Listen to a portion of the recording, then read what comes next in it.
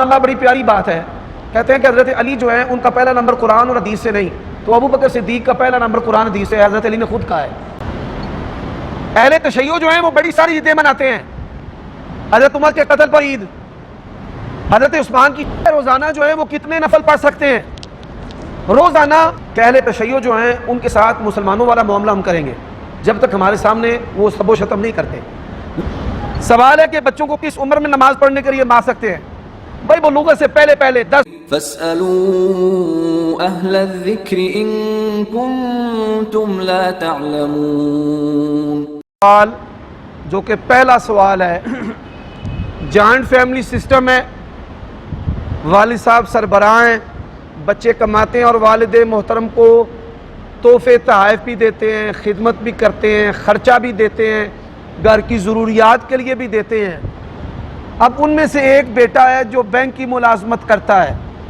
یہ بات یاد رکھیں, آپ کا بیٹا کوئی ایسی ملازمت کرتا ہے کہ جس سے میلی کچہری کمائی حاصل ہوتی ہے, یا آپ کے والدین میں سے کوئی ایسی کمائی کرتا ہے اور وہ چیز آپ کو ضرورت کے لیے دیتے ہیں, استعمال کے لیے آپ اپنی ضروریات زندگی جو ہیں وہ اچھے طریقے سے پوری کریں, تو 100% ان سے حسب ضرورت مال لینا, تحفے تحائف لینا, یہ درست اور جائز ہے. یہ بات ذہن میں رکھیں. نصیحت کرتے رہیں کہ وہ متبادل نوکری اور آمدنی حاصل کرے, لیکن اگر ان کے لیے ممکن نہیں ہے تو جو بینک ملازمین ہیں آپ نعوذ باللہ ان کو دار اسلام سے خارج نہیں کر سکتے, اور نہ ہی آپ ان سے حقوق و فرائض ساقط کر سکتے ہیں کہ آپ یہ کہیں کہ نہیں جی بس اب والدین کا اس پر کوئی حق نہیں اور وہ اس سے کوئی تحفہ تحائف اور ضروریات نہ لیں. ایسا کوئی حکم اسلام کے اندر نہیں ہے. اب سوال ہے کہ ایک بہو جو ہے وہ کہتی ہے کہ میں ایسا نہیں کروں گی. ہمارے استاد اور شیخ حافظ عبد المنان نور پوری رحمۃ اللہ علیہ حدیث پڑھا رہے تھے, تو ایک آدمی آ گیا دیہاتی, ایک بڑا ضروری مسئلہ پوچھ رہے ہیں. جی کیا مسئلہ ہے؟ یہ ساڑھے امام صاحب حقہ پیندے نے, نماز ہو جائے گی؟ فرمانے لگے کتنی دیر سے پی رہے ہیں؟ یہ 25-30 سال سے. تو استاد صاحب نے بڑی سادگی سے کہا اب تمہاری لڑائی ہو گئی ہے اور تم فتویٰ لینے آ گئے ہو. جو بہو ہے وہ گزر بسر کر رہی تھی, اب اس کے دل میں کوئی مسئلہ آ گیا ہے, اب اس نے شریعت کو آڑ بنا لیا ہے. تو میں اپنی اس بہن کو بھی آج کے اس ویڈیو پروگرام کے ذریعہ ریکارڈنگ کے ذریعے نصیحت کرنا چاہتا ہوں کہ وہ گھر کے جو سربراہ ہیں ان کی سماعت کریں تاکہ گھر کا شرازہ نہ بکھرے. ہمارے ہاں بر صغیر پاک و ہند میں جو جوائنٹ فیملی سسٹم ہے یہ ایک بڑا خوبصورت نظام ہے. مفت کے چوکیدار اور کفایت شاری, اور پھر اگر کچن الگ ہوں, بچوں کا ٹکراؤ نہ ہو اور حیا, یہ ساری چیزیں ہوں, تو اس جیسا نظام ہی دنیا کے اندر نہیں ہے. اللہ تعالیٰ سمجھنے کی توفیق دے.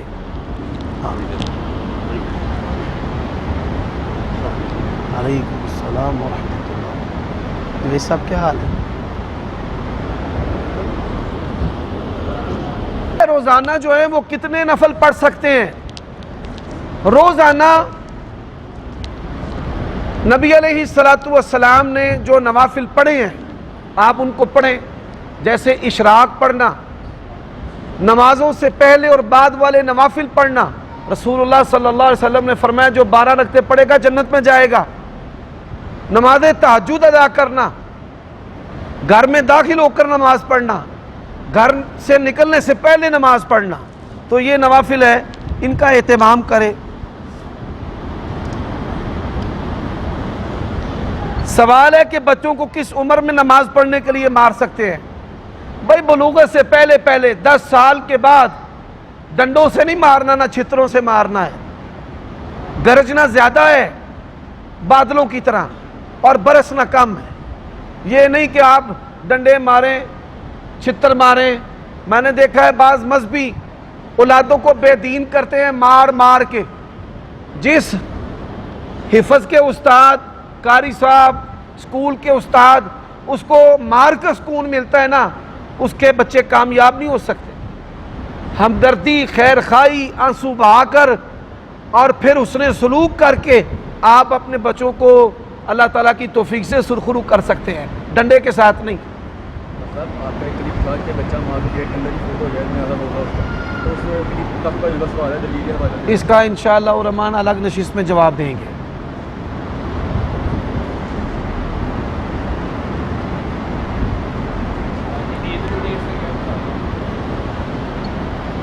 اہل تشیع جو ہیں وہ بڑی ساری عیدیں مناتے ہیں. حضرت عمر کے قتل پر عید، حضرت عثمان کی شہادت پر عید. حضرت عثمان کی شہادت 18 ذوالحجہ اور اسی دن عید غدیر منانا کہ نبی علیہ الصلوۃ والسلام مکہ سے مدینہ واپس آ رہے تھے تو مقام خم پر آپ صلی اللہ علیہ وسلم نے فرمایا من کنت مولاہ فہذا علی مولاہ، جو مجھ سے محبت کرتا ہے وہ علی سے بھی محبت کرتا ہے. تو اس کا معنی یہ نہیں ہے کہ میرے بعد پہلا نمبر علی کا ہے یا میرے بعد خلیفہ علی ہے. لوگوں نے اعتراض کیا تھا حضرت علی پر، مال غنیمت میں تقسیم اس پر انہوں نے تصرف کیا تو لوگوں نے اعتراض کیا، تو رسول اللہ نے ان کا اعتراض رد کرتے ہوئے ان کے بارے میں یہ بات ارشاد فرمائی. صاحب سویڈن کے اندر جو قرآن پاک جلایا گیا اس کے بارے میں کیا ہے؟ یہ سویڈن کے اندر جو عید کے روز قرآن مجید جلایا گیا ہے یہ اسلام دشمنی کا ایک عملی نمونہ ہے، اور اس کے پیچھے کفار قوتیں ہیں. اور وہ یہ کام کیوں کرتے ہیں؟ مسلمان جو تاجر ہے نا، آپ یہ سن کر حیران ہوں گے کافروں سے کون سی چیز برداشت نہیں ہوتی. کافروں سے سب سے زیادہ کافروں کو جس چیز سے جلن ہوتی ہے مسلمان تاجروں سے ہوتی ہے. مسلمان ہو، مالدار ہو، دنیا کے کافر ان کی حکومتیں ان کی ایجنسیاں برداشت نہیں کریں گی، کیونکہ ان کو پتہ ہے دنیا میں اسلام سب سے پہلے پھیلا ہے تو مسلمان تاجروں کی وجہ سے پھیلا ہے. یہ جو ہمارے مولوی تاجروں پہ چڑھے رہتے ہیں نا، ان علماء کے لیے بھی عرض ہے کہ یہ تاجر ہی وہ بندے ہیں جو اسلام کے سفیر بن کر آئے تھے انڈیا پاکستان میں، اور ان کی وجہ سے اسلام پھیلا ہے. تو پھر وہ مسلمان تاجروں کو اپنے ملکوں سے نکالنے کے لیے، ان کے کاروبار کو نقصان پہنچانے کے لیے کبھی نبی علیہ السلام کو گالیاں نعوذ باللہ دیں گے، کبھی قرآن مجید کو جلائیں گے. تو تب تک وہ ان حرکتوں سے باز نہیں آئیں گے جب تک ان کا معاشی نقصان نہ ہو، کیونکہ کافروں کی جو معیشت ہے یہ انہی کا رب ہے. ڈوبتی معیشت ہوگی تو پھر مسلمان تاجروں کو انویسٹ کے لیے دعوت دیں گے، اور جب معیشت ان کی مضبوط ہو جاتی ہے تو پھر مسلمان تاجروں کے خلاف چالے چلتے ہیں. تو ہمارے ایسے بھائی جو وہاں پر رہتے ہیں اور ویل سیٹلڈ ہیں اور عرب تجار ہیں، ان سے گفتگو کے بعد یہ پتہ چلا ہے کہ ان کے اس حربے کا مقصد یہ ہوتا ہے مسلمان تاجروں کا نقصان کرنا. تو یہ ایک انتہائی کبھی عمل ہے. اور پھر آپ کے لیے اللہ تبارک و تعالیٰ نے اگر قدرت رکھی ہے، آپ کو طاقت دی ہے، تو آپ جس طرح بھی ان کا معاشی نقصان کر سکتے ہیں اسلام کے دائرے میں رہ کر ویسے کریں. پھر قرآن مجید کا جو حق ہے اس کے لیے آپ آواز اٹھائیں کہ اس کا ادب ہے اس نسخے کا، پھر اس کو پڑھنا ہے، پھر اس کو سمجھنا ہے، پھر اس پر عمل کرنا ہے، پھر اس کی دعوت کو عام کرنا ہے. جب آپ قرآن مجید پر عمل کر کے کافروں کو دکھائیں گے تو وہ پھر چیخیں گے، پیٹیں گے کہ ہم قرآن کو جلاتے ہیں، یہ داڑیاں رکھتے ہیں، ہم قرآن کو جلاتے ہیں، یہ اپنے بچوں کے نام قرآنی الفاظ پر رکھتے ہیں، ہم قرآن کو جلاتے ہیں، یہ اپنے بچوں کو حافظ بناتے ہیں. تو یہ جو چیز ہے، پھر میں یہاں پر جن لوگوں کو اللہ تعالیٰ نے مالی طاقت دی ہے، قرآن مجید کا ترجمہ ٹرانسلیٹ یہ غیر مسلموں کو دیکھ کر ان سے کہیں کہ آپ اس کو پڑھیں اور پڑھ کر بتائیں کہ یہ کتاب جلانے والی ہے یا اپنانے والی ہے. یہ کتاب صرف مسلمانوں کے لیے نہیں ہے، قرآن مجید واحد کتاب ہے جو تمام انسانوں کے لیے ہے. قرآن مجید ایسی کتاب ہے کہ جس نے مالی حقوق متعین کیے ہیں. قرآن مجید وہ کتاب ہے جس نے وراثت کے حقوق دیے ہیں. قرآن مجید وہ کتاب ہے جس نے رشتوں کی قدر دی ہے. حرمت علیکم امہاتکم و بناتکم، یہ قرآن مجید وہ کتاب ہے. قرآن مجید وہ کتاب ہے کہ جس نے کہا ہے کہ پریگننسی کا قتل نہ کرو، حمل کا قتل نہ کرو، لا تقتلوا اولادکم. قرآن مجید وہ کتاب ہے کہ جس نے کہا ہے کہ نشہ آور چیزوں کا استعمال نہ کرو. قرآن مجید وہ کتاب ہے کہ جس نے ٹریڈنگ کے اصول دیے ہیں. قرآن مجید وہ کتاب ہے جس نے جہاد کے، دفاع کے اور اقدام کے احکام دیے ہیں. تو یہ کتاب جو ہے یہ صرف مسلمانوں کے لیے نہیں ہے، ھدی للعالمین، ھدی للناس. تو یہ تو نسخہ کیمیا دنیا کے تمام انسانوں کے لیے ہے. اللہ تعالیٰ ان کو سمجھنے کی توفیق دے. صاحب اگر ہمارے حکمران یا ان کے حکمران بدل سزا نہیں دیتے ان کو، تو عام مسلمان جا کے اس کو قتل کر سکتے ہیں؟ اسلام اس کے بارے میں کیا کہتے ہیں؟ ایسے بندے کا قتل ماورائے آئین اور قانون جو ہے نا وہ نہیں ہونا چاہیے. پھر وہ مسلمان افراد پر، گھرانوں پر سختیاں کرتے ہیں، مسلمانوں کی بیٹیوں کو یورپ میں سے اٹھا لیتے ہیں، ان کے بچوں کو اٹھا لیتے ہیں، ان کو ہم جنس پرستی کی تعلیم دیتے ہیں. تو اس کے لیے مسلمان مل کر، حکمرانوں کے ساتھ مل کر ایک مؤثر پالیسی بنائیں. میں نے آپ کو بتایا ہے کہ کافروں کا رب ان کی معیشت ہے.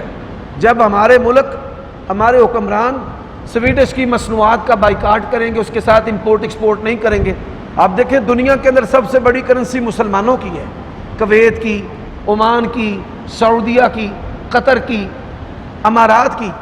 تو صرف امارات ہی اگر سویڈن سے بائیکاٹ کر دے تو ان کا دماغ درست ہو جائے گا. جلانے والے کو پروٹیکشن دیا جاتا ہے، پولیس جو ہے اس کو کھڑا کیا جاتا ہے کہ وہ اپنا پلید عمل کر لے. اللہ تعالیٰ ان لوگوں کو ہدایت نصیب فرمائے.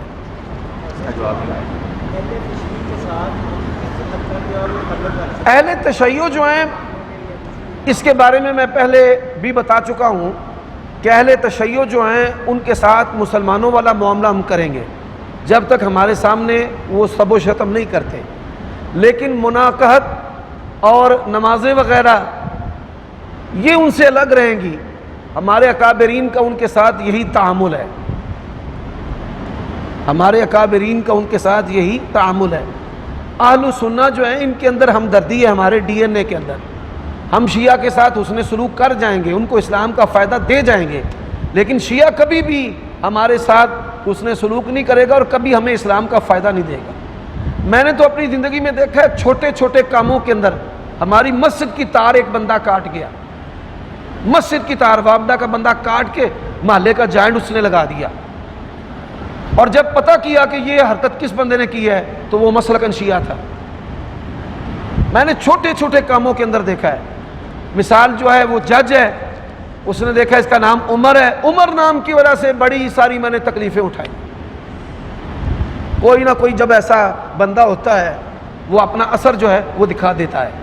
ایک دفعہ ٹریفک وارڈن تھا، یہاں اس کے نیم لکھا ہوا تھا اور اس کے نیم سے اور اس کے رویے سے ظاہر ہو رہا تھا، بالکل پولائٹ تھا میرے ساتھ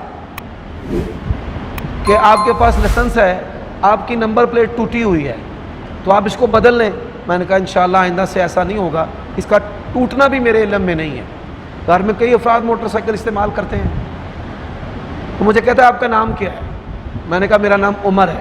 واللہ العظیم ایک لمحے کے اندر اس نے اپنی آنکھیں اٹھا کر نا سر سے بھی اوپر رکھ لیں.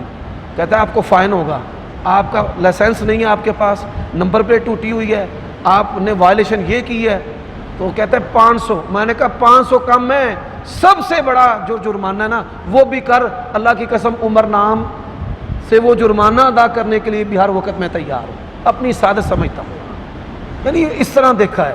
تو میں نے یہ دیکھا ہے پھر اگر کوئی بندہ غلط کام کرتا ہے نا، یا علی مدد، تو وہ جواب میں کہتے ہیں مولا علی مدد. اسے پتہ چل جاتا ہے یہ ہمارا پیٹی بھائی ہے، اس کی رعایت کرنی ہے. آپ کیسے سے طبیعت ٹھیک ہے؟ بٹ صاحب کیا حال ہے آپ کا؟ ٹھیک ہے، چلو ماشاء اللہ. گھر میں سب خیریت ہے، بچے سب ٹھیک ہیں ماشاء اللہ. اگر ایک بندے کا مسئلہ ہے کہ وہ اس کے ذرائع آمدن جو ہے نا وہ ٹھیک نہیں ہے، دعائی وغیرہ یا اس طرح کی معاملہ ہے، وہ کچھ نہیں کرتا ہے، اس کا کیا کرنا؟ ایک آدمی کی آمدنی میلی کچیلی ہے، قربانی کرتا ہے، گوشت بیچتا ہے. عبداللہ ابن مسعود رضی اللہ تعالیٰ عنہ کا فتویٰ ہے کہ کوئی ایسا ہمسایہ دعوت دے، تحفہ دے تو قبول کر لینا چاہیے اور اس کو نصیحت بھی کرنی چاہیے. کھا سکتا ہے. یہ جو بیجا سختیاں ہیں نا یہ مولویوں کی بنائی ہوئی ہیں. مولوی صاحب سب کچھ کھا جائیں وہ جائز ہے، لوگ نہ کھائیں ناجائز ہے. آپ نماز نہ پڑھیں تو جہنمی، ہم نہ پڑھیں تو ہمارا سونا بھی جو ہے وہ آپ کی عبادات سے بہتر ہے. نعوذ باللہ. اس طرح کا یہ دورہ معیار نہیں ہونا چاہیے. इशाल आइन शीन हाँ अलिफ लाम रख सकते हैं। ये कई मौलवी हमें झूठे डरावे दे रहे हैं, इसमें कोई डराने वाली बात नहीं। मना करता है अल्लाह ताला, उसके रसूल या उम्मत के मोहसिनीन सहाबा किराम अतबा ताबीन समझते हैं कि ये चीज़ मना है, ठीक है। तो उसके अलावा कोई मौलवी कह दे मना, बिला दलील तो कोई चीज़ मना नहीं होती। हाँ, बेटे के लिए अगर 10 साल नमाज में आता है तो बेटी के लिए क्या बलूगत चाहिए या 10 साल चाहिए? दोनों के लिए उम्र नमाज की फ़र्दियत के लिए एक है। नबी अलैहिस्सलाम ने फरमाया मुरू औलादकुम वहुम अबनाउ सब, यानी अपने बच्चों को नमाज की तलकीन करो वो 7 साल के हों। औलाद कहा है, बनीन नहीं कहा। रोज़ा फ़र्ज़ है बलूगत के बाद, बेटी हो बेटा हो। लेकिन एक बात याद रखें, आप अपने बच्चों को पर्दे की आदत डालेंगे, बच्ची हो ना, उसको 10 साल के बाद पर्दे की तलकीन करें तो वो बलूगत के बाद करेगी। अगर बलूगत के बाद एकदम उस पर पर्दा डालेंगे तो वो नहीं होगा। ऐसे ही अगर आप बच्चों को रोज़े नहीं रखवाएंगे तो फिर क्या है कि जब वो बालिग हो जाएंगे तो वो फ़र्ज़ रोज़े नहीं रखेंगे। बालिग होने के बाद बंदा जो है, जो हुक्मा उलमा मुशाहिदीन है, वो कहते हैं कि ये जवानी जनून है, लड़का हो लड़की हो। जी, तहकीक के लिए एतराज़ करने वाला जो है उसके अंदर एतराज़ की या तो सलाहियत होनी चाहिए या एतराज़ किसका है वो नकल करना चाहिए।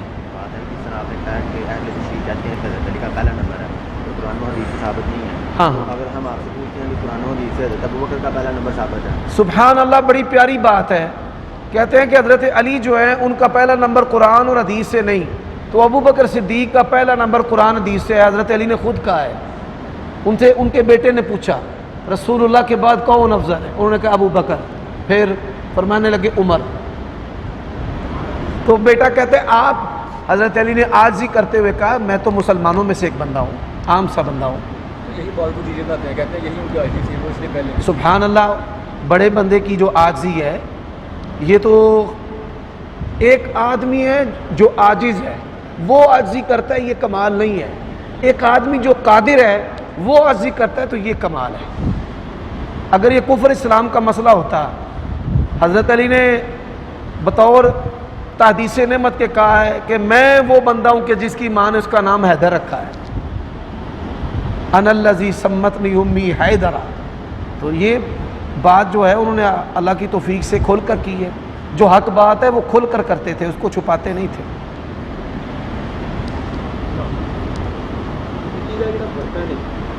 थोड़ा जब बड़ा हो जाता है, अक्सर ये सोशल मीडिया ते ही जाता है लोग कि इस बर्तन ਦੇ ਵਿੱਚ खाना पीना ममनू हो जाता है कि वो हराम हो जाता है। मिट्टी का बर्तन, मिट्टी का बर्तन जो है कुछ अरसे के बाद पीला हो जाता है, काला भी हो जाता है, तो इसके अंदर खाना पीना ममनू नहीं है। ये थोड़ा हो जाए। देखिए एक बात याद रखें, एक बर्तन वो है कि जो ताफुन पैदा करता है, अफूनत, ताफुन, कोई चीज़ पानी डालें जायका बदल दे, उसका इस्तेमाल तो सेहत के लिए दुरुस्त नहीं है। लेकिन ऐसा बर्तन वो जो खाने पीने की चीज़ में अफूनत, गंदगी नहीं पैदा करता, उसमें आप खा सकते हैं, वो उसका रंग बदल जाए, कुछ भी हो जाए। बोड़ा, थोड़ा सा टूट गया होगा।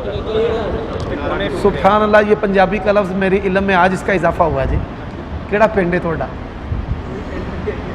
माशाअल्लाह जी।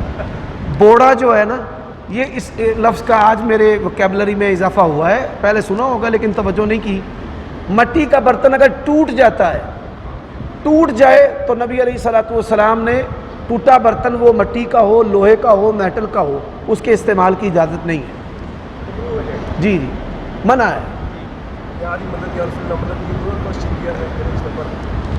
या अली मदद और या रसूल अल्लाह मदद, ये बात याद रखें। रसूलुल्लाह सल्लल्लाहु अलैहि वसल्लम की जो हयात ज़ाहिरी थी, उसमें अगर कोई बंदा रसूलुल्लाह से मदद मांगता था और आप सल्लल्लाहु अलैहि वसल्लम का उसकी मदद करना, माली इआनत करना या क़ुव्वत के साथ इआनत करना, ये तो मशरू है। और इसी बुनियाद पर एक मुसलमान दूसरे मुसलमान की मदद और खैर खाई करता है। अब आप सल्लल्लाहु अलैहि वसल्लम दुनिया से जा चुके हैं और आप सल्लल्लाहु अलैहि वसल्लम फ़ौत हो चुके हैं اور فوت ہونے کے بعد کوئی بندہ کہتا ہے جی میری مدد کریں مال آنے میں، میری مدد کریں اولاد آنے میں، میری مدد کریں مصائب سے نکلنے میں، تو یہ مدد اللہ سے خاص ہے۔ وَمَن نَّصْرُ إِلَّا مِنْ عِنْدِ اللَّهِ، یہ جو مدد ہے یہ صرف اللہ سے مانگنی چاہیے، اور نبیوں نے بھی یہ مدد اللہ سے ہی مانگی ہے، جیسے حضرت ابراہیم نے، حضرت زکریا نے اولاد اللہ سے مانگی ہے، اور رزق بھی نبیوں نے اللہ سے مانگا ہے۔ یہ بات یاد رکھیں، حضرت علی سے ان کی زندگی میں مدد مانگنا تو مشروع عمل ہے، جو ایک انسان کے لیے دوسرے انسان کی مدد کرنا اس کی قدرت میں داخل ہے، اور ایک مدد جو انسان کی قدرت میں داخل ہی نہیں ہے۔ زندہ پیر کے پاس کوئی بندہ آ کر کے زندہ ہو کہ بابا جی مینوں پتر دیو، یہ مدد اللہ کے ساتھ خاص ہے۔ جو مدد اللہ کے ساتھ خاص ہے، انسان زندہ ہو یا فوت شدہ، تو اللہ کے سوا سے مانگے گا تو شرک ہے۔ جو مدد انسان کے ساتھ خاص ہے وہ مدد انسان اللہ سے بھی مانگ سکتا ہے۔ مثال کے طور پہ ایک غریب آدمی کسی امیر سے کہے کہ مجھے کھانا دو، لیکن اگر انسان جو ہے وہ اللہ تعالیٰ سے یہ مدد مانگے تو یہ اور کمال کی بات ہے۔ یعنی جو امور ہیں کہ جن میں اللہ سے مدد مانگی جائے گی، ان امور میں مخلوق سے مدد مانگنا یہ جائز نہیں۔ ہاں، جن امور میں مدد انسانوں سے مانگنا جائز ہے، انسان جو ہے وہ اللہ تبارک و تعالیٰ سے بھی وہ چیزیں مانگ سکتا ہے۔ اللہ مجھے رزق دے، مجھے جوتے دے، میری یہ چیز ٹوٹ گئی ہے، موبائل ٹوٹ گیا، اللہ مجھے اچھا موبائل چاہیے۔ جی،